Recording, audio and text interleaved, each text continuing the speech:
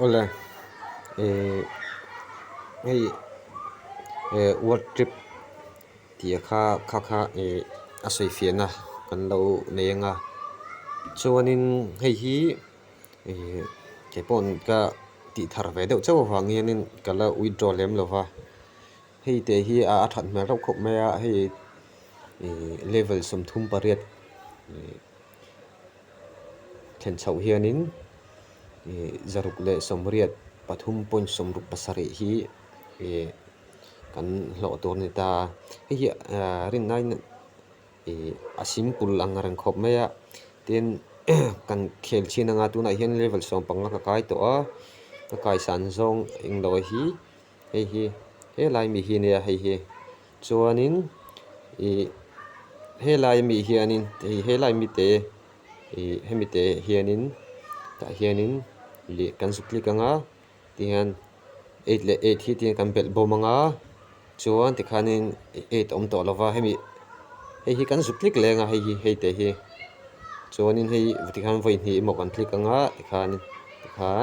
tikhan chuan tikhian 10 11 om to a hemi sawpanga han ti sana tur kan kai sana tur kha tian kan ti lenga tian chuan 9 le 9 hei le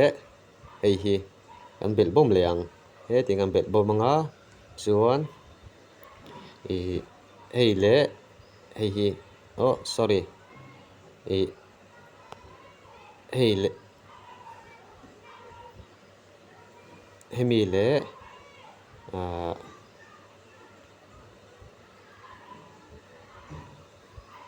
hemi le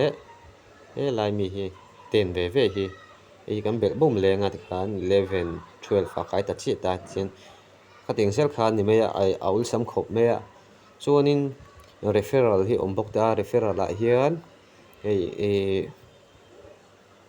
an playing lo hian commission hi om ve a hei tian chuan thim lo in non lo ni chuanin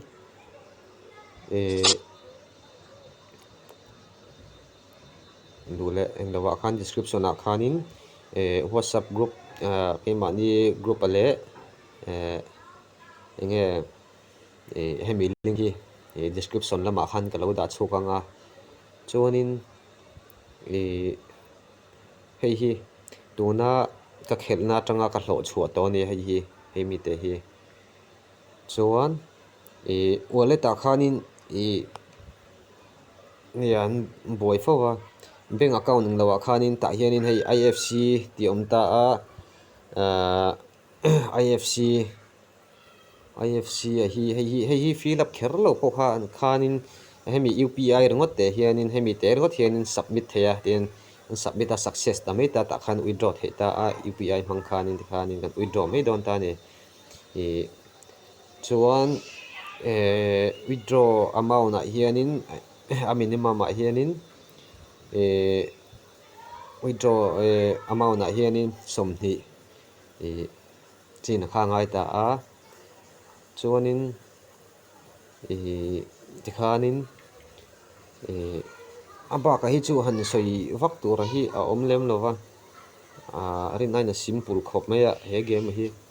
khan ang lo mai a chuanin hemi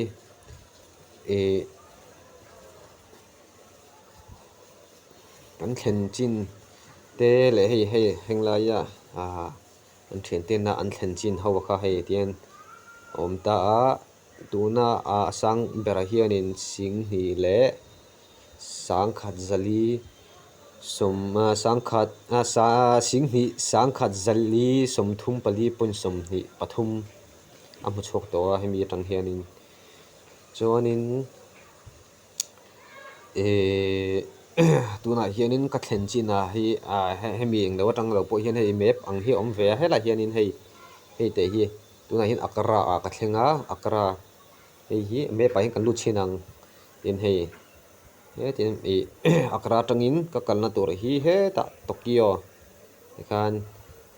antinge kale dan tur he ta Vietnam lama nge kal dona Malaysia lama nge kal dona ka hello kha kha chu kan game noi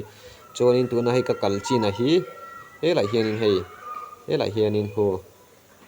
om to a tuna hianin 43.76% ang kakal to ni hi i Tokyo thlennan achan ve khalak kal thleng lo dewani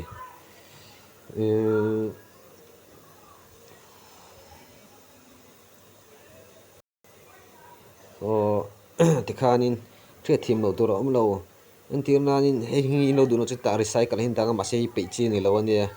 in pe chuanin nakina i in buayanga an tirnanin khami levala atlem to ating a tuna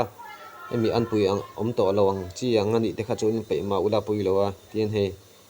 te na khalu chawa tikhan 10 11 ka kalkong tur ka siam ta ni tikhan tikhan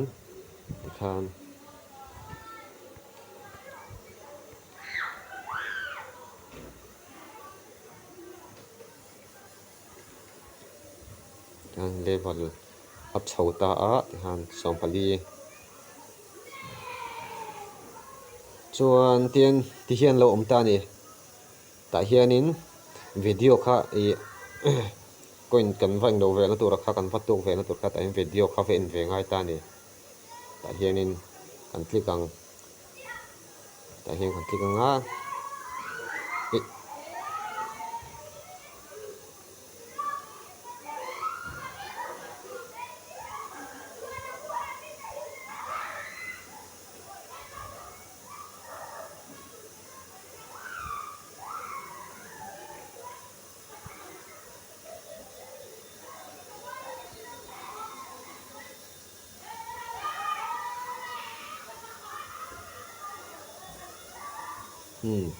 tikhan it's kha ve thina tikhanin tikha kan text le minga chuan ta hian swear hian kan het leang te kan metanga tikhan kan het le theta ni tikhan